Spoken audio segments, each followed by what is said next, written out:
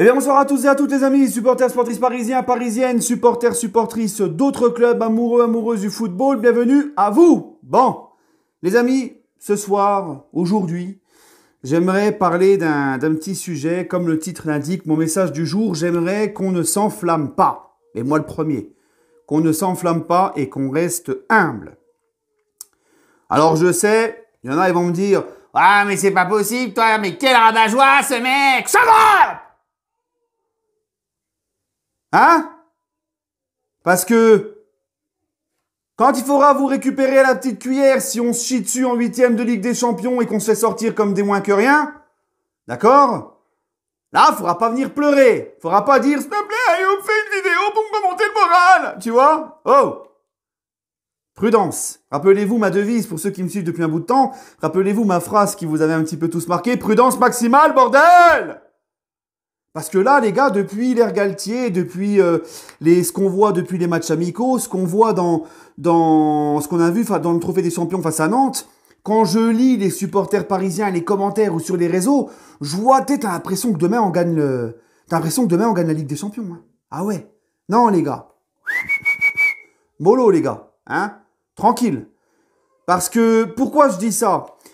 Alors, ça ne veut pas dire que ce qu'on voit en ce moment, ça ne veut pas dire que ça nous donne de l'espoir, que ça nous fait kiffer, que ça nous permet d'espérer, bien sûr. Et qu'on n'a pas le droit de kiffer ce qui se passe dans le moment présent, bien évidemment. Je ne vous dis pas de bouder votre plaisir, je ne vous dis pas de minimiser, je ne vous dis pas de ne pas dire que vous avez pris du plaisir, que vous êtes content de revoir du jeu, de revoir des joueurs investis, tout ça, non, et d'être plein d'espoir. Au contraire, je suis le premier, moi, à toujours être optimiste. Même quand on était nul à chier avec Pochettino, j'étais le premier à vous dire qu'il faut être optimiste. Bon. Mais, il faut quand même rester prudent, les amis. Ne nous enflammons pas. Pourquoi? Parce que là, il y a un nouveau coach. On voit des joueurs très proches du coach. Un coach qui est très proche des joueurs. Des joueurs qui ont l'air de mouiller le maillot pour ce coach. Le message a l'air de très bien passer. Tout a l'air de très bien se passer avec Galtier pour le moment. Des joueurs qui nous ont proposé face à Nantes du jeu que l'on a quasiment pas, voire même jamais vu sous Pochettino en un an et demi.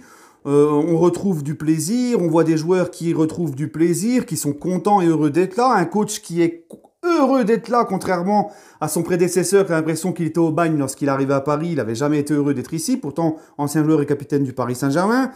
Donc, tu vois, tout ça, oui, tout ça, ça nous donne des bons signes pour être confiant et tout. On kiffe, machin, on met des vidéos, machin, Galtier qui fait la fête dans les vestiaires avec les joueurs et tout.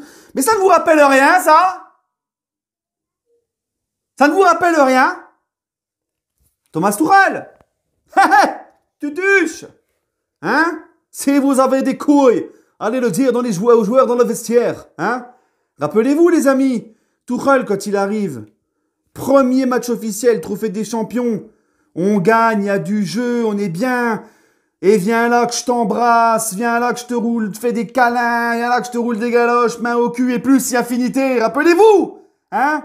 Tout le monde disait « Oh là là !» et tout. Hein? On avait fait même 14 victoires consécutives en Ligue 1, il me semble.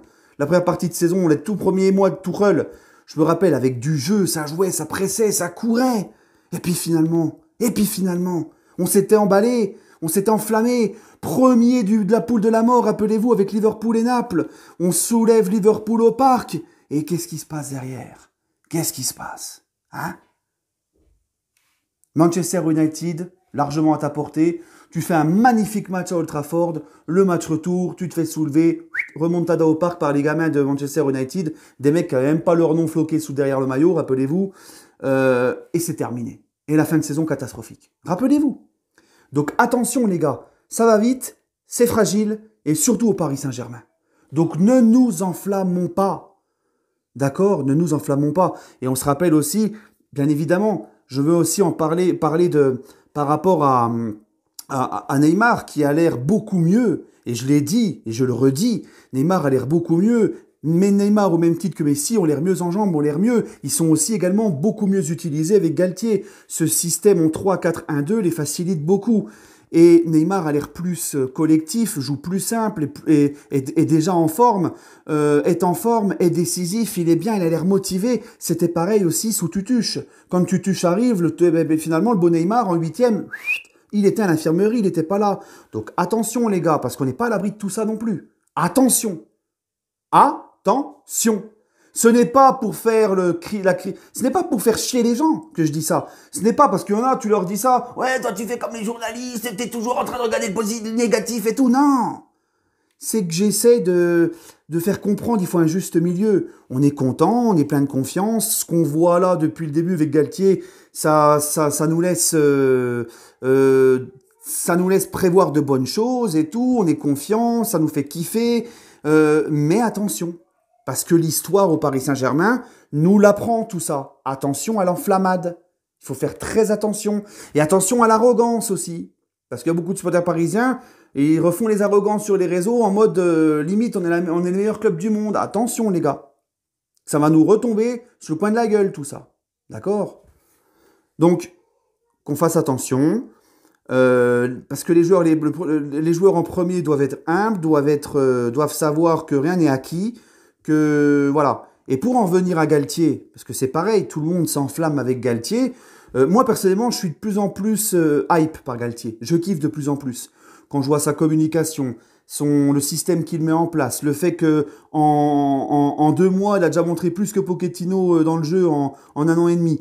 Sa proximité envers les joueurs, sa communication qui est excellente, sa proximité envers les joueurs, comment il est bien avec les joueurs, comment lui est heureux vraiment d'être là. Pourtant, lui, le Marseillais... Mais il est plus heureux que Pochettino, l'ancien capitaine du PSG, d'être entraîneur du Paris Saint-Germain. Il est épanoui, il est heureux d'être là. Mais attention à l'enflammade aussi autour de Galtier. Parce que j'ai l'impression que lui aussi, c'est devenu limite l'homme de la situation qui va nous faire gagner la Ligue des Champions. Attention les gars.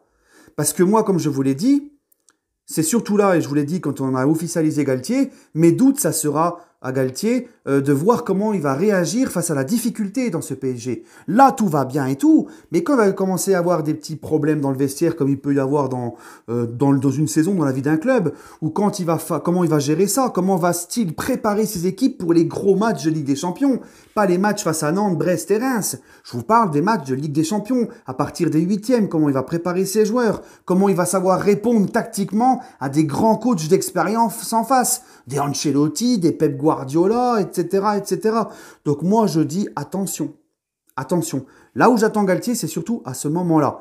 Comme j'attends les Messi, les Neymar et toute cette équipe du PSG. Parce que oui, il faut qu'on arrête de faire de cette Ligue des Champions une obsession.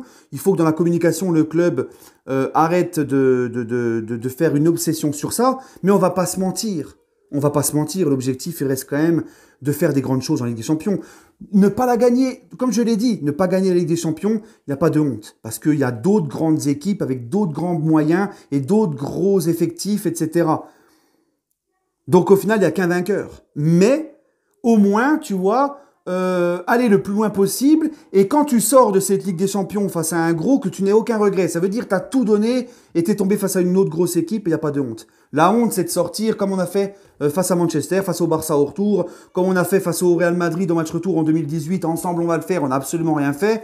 Ou encore sortir comme on l'a fait cette année, encore face au Real, où en 12 minutes de jeu, tout s'écroule, tu te fais remonter en 12 minutes de jeu. Avec un mental de fébrile, voilà. Bref, donc, bien évidemment qu'il ne faut pas faire de cette Ligue des Champions une obsession. Mais les joueurs du PSG, avec les moyens et l'effectif et tout qu'on a, l'équipe qu'on a, on se doit quand même, le plus important, c'est de juger notamment dans cette Ligue des Champions. On va pas se mentir. Neymar, Messi, tu vas pas les juger notamment en Ligue 1. Tu vas surtout les juger sur la Ligue des Champions. C'est à ces moments-là que tu les attends le plus, notamment en phase finale de Ligue des Champions.